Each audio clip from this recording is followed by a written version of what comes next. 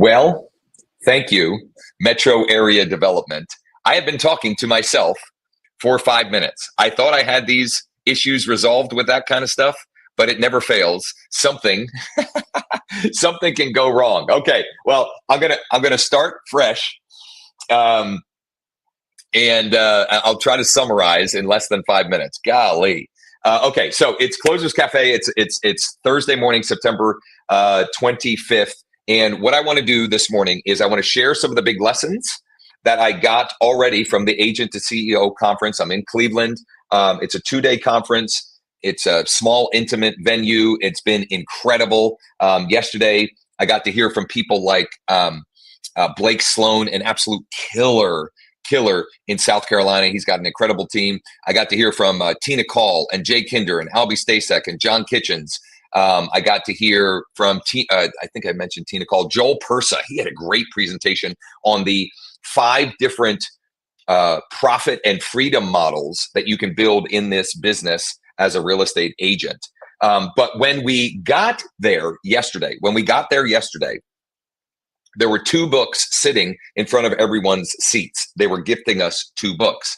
And those 2 books, number one, was $100 Million Money Models, $100 Million Money Models by Alex Hormozy. He just released that. That's the last book in the trilogy. There's $100 Million Leads. I'm sorry, $100 Million Offers was book 1. $100 Million Leads was book 2. And $100 Million Money Models is book 3. It's a green book. It's phenomenal. And I now have 2 of them because, or I might even have more than 2 of them. So I need to pass along some of that to others.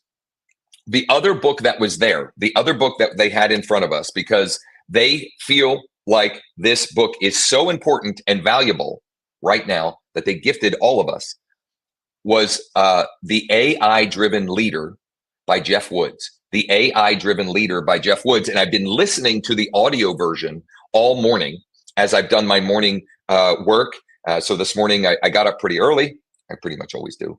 I got a little workout in. I cleaned up my inbox. I did some of the early work that I've been doing on these sessions because I have notes that I wanted to dig into, and I have a small time frame. I got to wrap up by probably 8:30 a.m. so I can get over to day 2 as well. I'm going to continue to listen to the audiobook on the way home, The AI-Driven Leader. And if you're thinking, well, I'm not a leader, quote unquote, I would want to challenge you on that thinking, because even if it's just you in your business, you're still leading your business. And most of you have a family on some level, and you're leading that family. And so I think there's value in this book. Well, I can tell you with certainty, there's value in this book for anyone. I've already gotten just a ton of value listening to the first third of the book. And I can't wait to dig into the physical book as well, because one of the best ways to really crystallize ideas from books or from things like that is multiple modalities, right? So listening to it, reading it, making notes about it, etc. I wanted to share a prompt that is directly from the book. Well, I modified it to be more relevant to what we do, that I would encourage you all to take and use today. I want you to all take and use this today when you have a block of maybe 15, 20, 30 minutes of time. And you could use this prompt with whatever AI, whatever your preferred AI tool is, whether it's ChatGPT or Gemini or Grok or whatever. Doesn't matter. Like any of them, you could do this too. Okay. So, and you could write this down. I'm new to AI and unsure how it can help me in my real estate business. I wrote it down here so I know what I'm saying.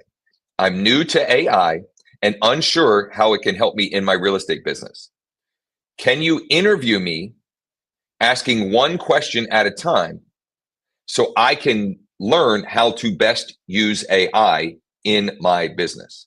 Now, I made that very specific to business and real estate, but you may have other reasons that you want to utilize AI. Maybe you want help with health problems that you're going through, or family, or whatever. I'm new to AI and unsure how it can help me in my real estate business. Interview me asking one question at a time so I can learn how it might best help me. Use that prompt let AI interview you, and what you'll get an output that is probably, a list of 5, 10, 15 things or ways that you can be using it on a deeper level beyond just to write cool listing descriptions or email content, right? Like, that's great, but the whole point of the AI driven leader book is to use it as a thought partner, not just as like a task monkey, basically, is to use it way, way beyond that, to get help with strategic thinking and, how to best overcome obstacles and things of that nature. So it's a great book so far anyway. I mean, the reviews of it are incredible. And if they're sharing it with us at this conference, I mean, obviously there's something to that. Let me give you another very practical application of using AI. So I got an email yesterday. I'm going to try and, I don't want to give away her market. I didn't ask her permission to share any of this. So I'm going to use sort of vagaries. So I got an email from an agent who is, they're in their late 60s, and she is in a, what's the word I'm looking for? She is in a resort town or a resort area. That's what I was looking for, meaning the majority of the owners don't live there full time. And she's struggling. She wanted help. She wants help. And the first message she sent me was kind of vague, like, I need help. And so I said, I would love to help, but I need more context. And I asked some other questions, to which she replied, and she gave me, because I was asking, where are, buyer clients coming from, and where are seller clients coming from, basically something along those lines. And she came back and said that, generally speaking, buyer clientele come from these regions, and the homeowners or the property owners, she said, I think it's like 70%, they're second homes or non-owner occupied properties. And a lot of those owners live in these regions, right? And so I replied with the strategies that I thought would make sense, depending on whether she wanted to go buyer focused or she wanted to go seller focused, or she could play matchmaker. And I'll share those, but I'm teeing up a bigger point here. So what I shared with her was, given those facts, meaning that your most likely buyers are out of town, right? They're not people that currently live in the area, because the area is not primarily, it's not primary residences. I said, Google pay-per-click for search terms where there's intent is going to be the best way. In other words, people in, I don't know, Boston, Massachusetts, who are looking to move to this resort town, and they go type in, homes for sale in blank area. Again, I'm trying to be vague here because I want to protect, her privacy. And then showing up for those. Okay. Now on the sell side, I think we want to get laser focused, and we want to use something like PropStream to pull up and identify who are the potentially motivated sellers, the potential distressed sellers, the people that are tired landlords, or they're tired of whatever, the hassle of having the property that's way out of the area. Okay. So I gave her very specific, if it were me and I were in your market, how I would attack that. The bigger point I'm teeing up here is, she or you, if you're in a similar scenario, should absolutely be using AI to get more information and details about what they're looking for. So in that case, she could go and say, acting as a strategic marketing consultant for real estate agents, and understanding that I am a real estate agent in this local market. Can you help me identify where I should invest my time, energy, and efforts to sell more homes, right? You could start broad, okay? And then just have a conversation with the AI, and I don't know, you'll probably get some of the similar answers that I just gave here, if that is your situation or scenario, but who knows, right? Just using it as thought partners an idea, using it to brainstorm and mastermind. I mean, think about it. The AI, I mean, it's got like an infinite amount of data and knowledge there, but we've got to ask it good questions and, and use, just use it conversationally, have a conversation with it, ask good questions, etc. And if you're not sure what to do, if you're stuck in your business, that's a great place to start. I mean, I'm happy to chat and give you my perspective, but I would juxtapose that against what AI thinks as well. David asked, can you repeat that prompt one more time? Absolutely. So here's the first prompt that I shared. And this is me taking right from the AI Driven Leader by Jeff Woods and just adapting it for what we do in real estate. I'm new to AI. I'm new to AI and unsure how it can help me in my real estate business. Interview me asking one question at a time so I can learn how it might best help me. And you can modify that. But the gist of it is, the point of it is that, you're asking for help and not sure how to best use it for this application. And I just chose our real estate business. And to interview you one question at a time, basically interview one question at a time to get to, how it might best help. Okay. By the way, after the fact, after this session, you can, in the replay, you can grab the transcript and that prompt in there, or I'll put the prompt in the description. And you can play around with it, right? Play around with it. Okay.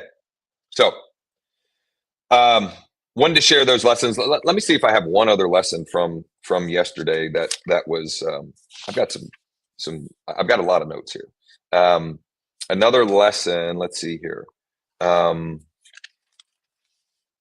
Avoidance is the fertilizer of pain. Avoidance is the fertilizer of pain. Pain is a gift from God. I'm just reading, notes that I have here. Everything you want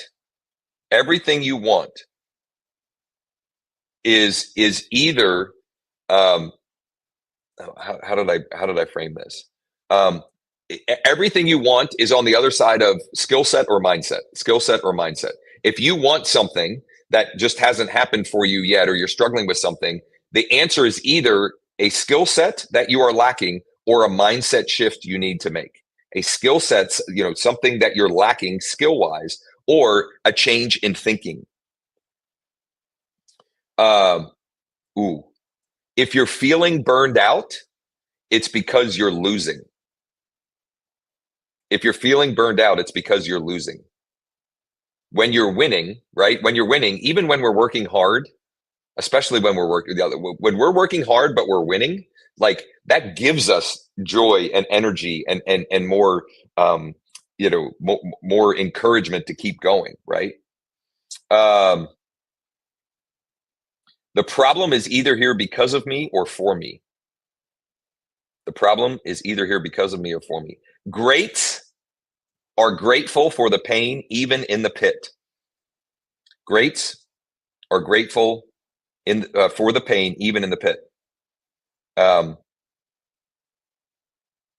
There's lots of other stuff. Lots of other stuff here. There was one other thing I wanted to. No is a complete sentence, right? Saying no is a complete sentence. It's okay to say no to things that are distracting you from. Oh, here's the last one that I wanted to share here. I think it was John was talking about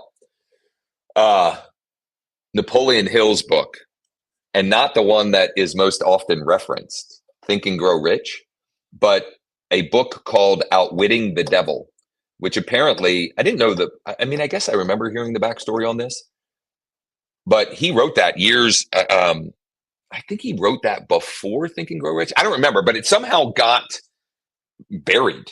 Like it got suppressed in some form or fashion. And a woman by the name of Sharon Lecter found it and resurrected it. And the big lesson in that, it takes his Laws of Success book, which is another, like there's Think and Grow Rich, there's Laws of Success. And I think there's like 16 or 17 laws of success. But Outwitting the Devil is all about the law of accurate thinking. The law of accurate thinking. And I added Outwitting the Devil on Audible because I want to dig back into that. Because I think that law of accurate thinking, I think, holds a lot of us back. And just not understanding, there's so many applications of this. The law of accurate thinking, when it comes to not understanding how much work is required to achieve whatever goals or targets you're setting. For example, if you want to sell a property a week, right? The law of accurate thinking would apply in understanding how much activity, how many conversations you would actually need to have to make that happen, right? And I think we, in many cases, grossly underestimate what that will take. I'll give you another example of the law of accurate thinking for myself. I've realized recently how inaccurate my thinking was when it comes to investing into inbound marketing to generate a client, and having like where specifically like what type of return on investment is a worthy ROI, right? And just like being unrealistic about, okay, if I want to hit this target, how much do I need to invest to create the number of inbound leads to hit that number? So the law of accurate thinking, which is what essentially what Outwitting the Devil is all about. Okay, so I want to let me take that example, the law of accurate thinking, and apply it to a lead that came in yesterday. It came in late on Tuesday while I was driving, actually, and he did not reply to the automated smart campaign that is going out to those leads. But I called him yesterday on lunch break. Yesterday on lunch break, had a great conversation with him, and have an appointment for next week. Now, ideally, I would have set the appointment much sooner, but I'm in Cleveland today and yesterday.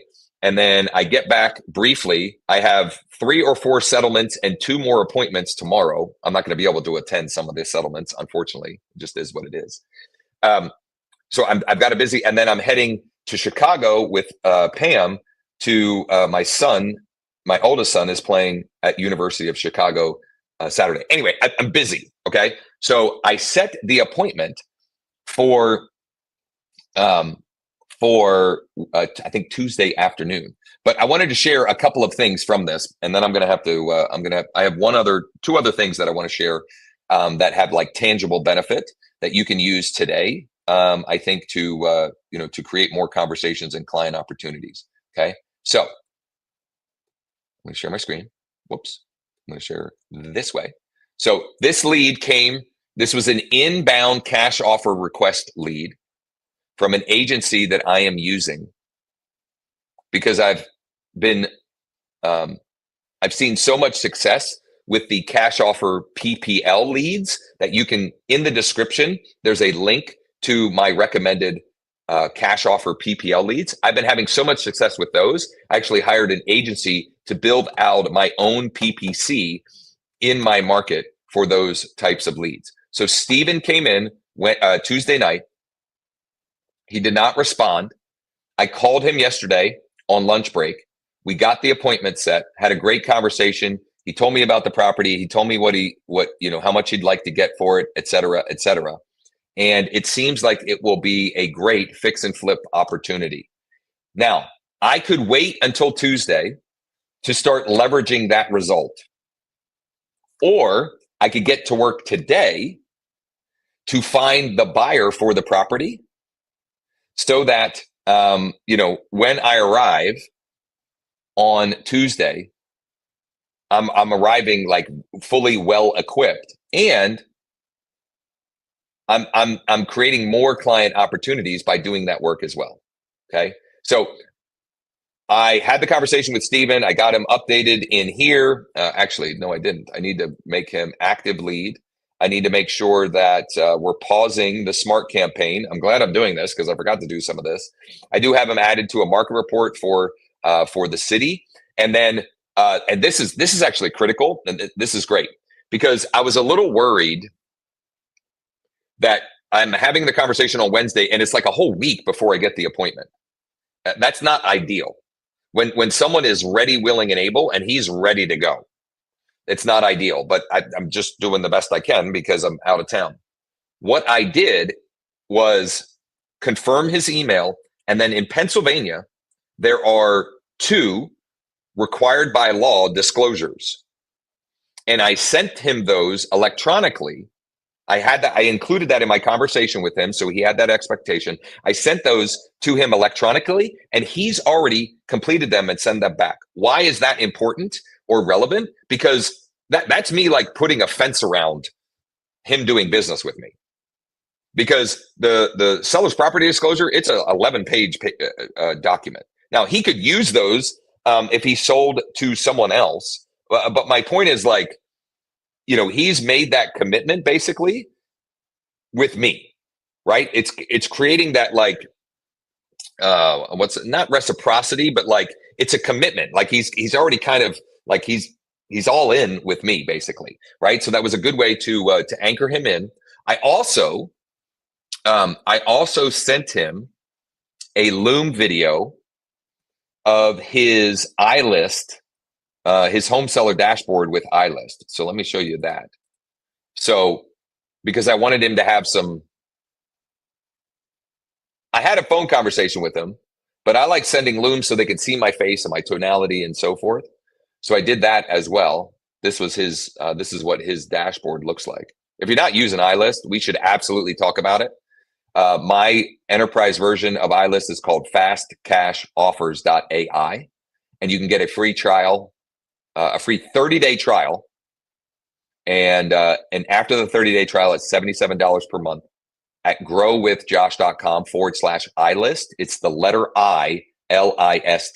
And if you have trouble with the link or whatever, need the link, comment below or shoot me a DM or just text me 717-571-0456.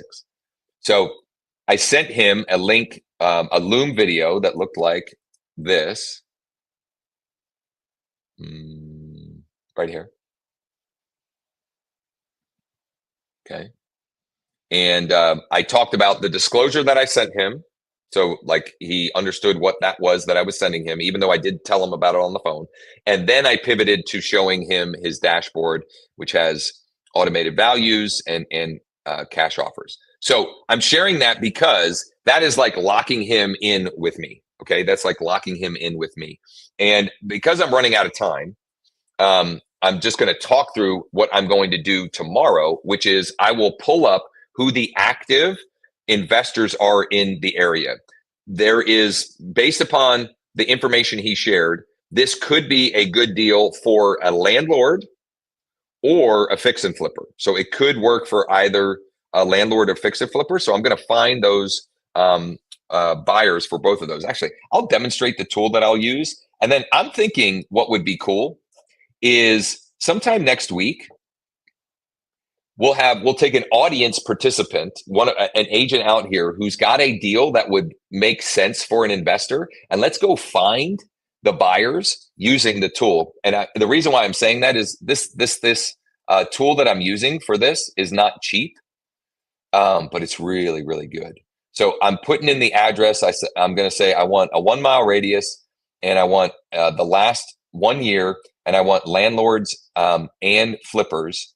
And I'm not going to skip, trace, and save because I just want to pull it up to now just to see for myself what it looks like. And look at this. This is the subject property, and these are all the. This is what's this? This is a landlord fix and flip, right? So how many came? 14. So I have 14 potential buyers for this deal before I meet with the client. Okay, really good stuff. Okay, a couple other things, takeaways and lessons that I want to share that I think will be valuable for you. On Tuesday, I think it was Tuesday, Yeah, it was Tuesday. On the live, I called 2 agents. I went and looked for on-market properties that might be a deal for an investor. And neither one answered live. Later that day, I spoke with both of them. One of them, actually, did I? Yeah, I guess I did call. Maybe I didn't call on the live because the offer deadline was on Monday. I can't remember exactly, but I ended up talking with her. And I asked because it was still marked as active, even though the deadline was Monday. I was reaching out on Tuesday. The deadline was Monday at like 3 o'clock. It was still active. So I was calling. I said, I'm just trying to confirm, has this property gone under contract? And she said, yeah. Well, no, not technically. I'm waiting on 2 more initials, but then it should be. And I can't remember exactly how I framed it, but I basically asked, or I planted the seed that, hey, if anything happens with this transaction, can you reach out to me? Because I have a couple of buyers that I know would be interested in this property. They'd be cash buyers, no contingencies, etc. And she was very excited about that because I could tell there was some hesitation on her part. They got only one offer, and it seems like an offer that had a lot of contingencies. So I planted the seed that she'll reach out to me before it even goes back active, and maybe we can pick that up without without having to compete with it going back on the market. So a point is, like, plant those seeds. If you're working with investors, like I've pivoted to investing more of my time and energy for a whole bunch of reasons, you can plant those seeds. The other one that I called about was a very interesting situation, and played phone tag with the agent all day. Turns out there are 4 properties that he has for sale that are all co-living properties. And the seller is very motivated because of a tax problem that he's facing. Now, I would have never known any of that based upon the remarks, the public remarks or the agent remarks. None of that was in there. Okay. What did I do from that? I went and posted, and I'm sharing these things. Like,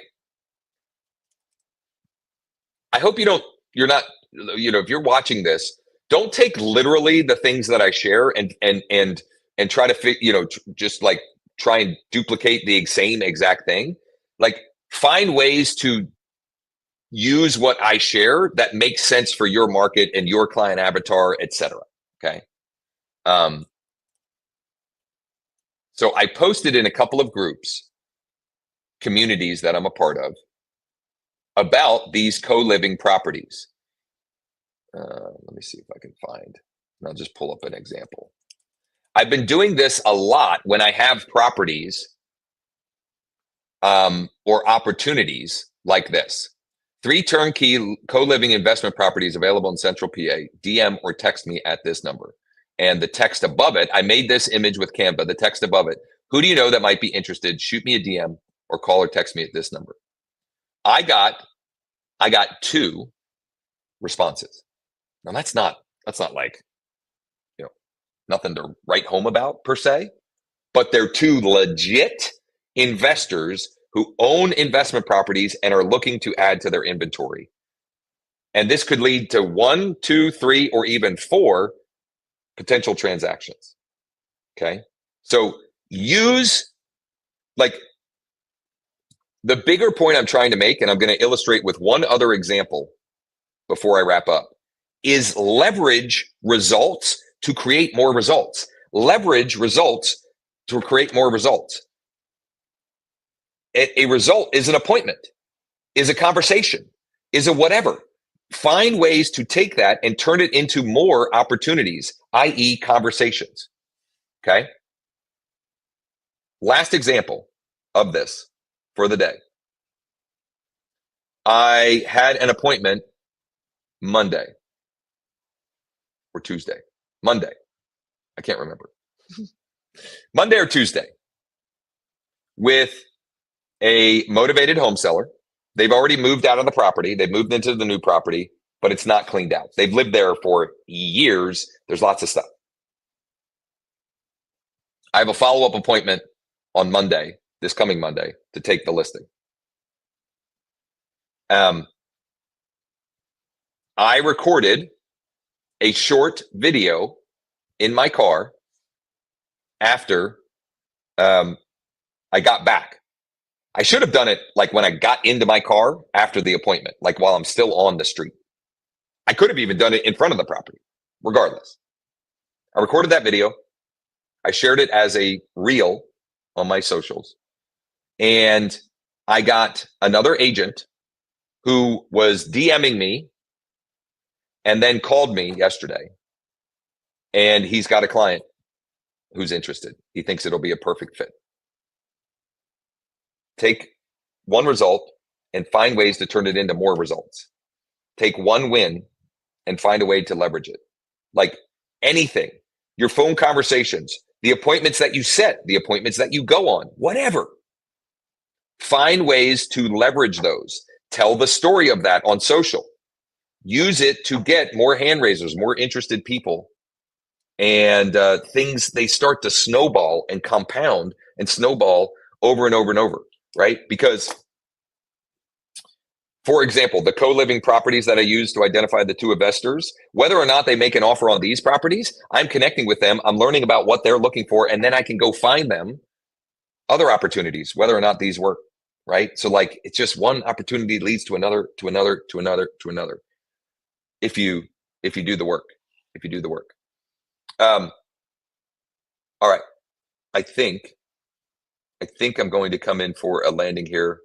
It's a good jumping off point. One other lesson. I'm going to finish with this. One other important lesson that that really ties into sort of the theme of the Closers Cafe, which is more conversations, more contracts, more closings. I think it was John who shared that, you know, it would be nice if you could just focus on one KPI in your business. Okay. It would be nice if you could just focus on one KPI in your business. And by doing that, the business would grow. So for example, if you just focus on conversations as your primary, the primary KPI, that would be great. The problem is, if you're just focused on conversations, for example, and you're just using it as a way to check off the box, right? So like, my goal is to have 5 conversations per day, 4 days a week. So 20 conversations a week, whatever, 10 conversations a day, 5 days a week. I'm just whatever. But if you're just checking off a box, that may or may not lead to more contracts and closings. Because the other important thing is, how many offers are you making from those conversations? And an offer might be, to get together on an appointment, right? I don't mean like literally making an offer, but like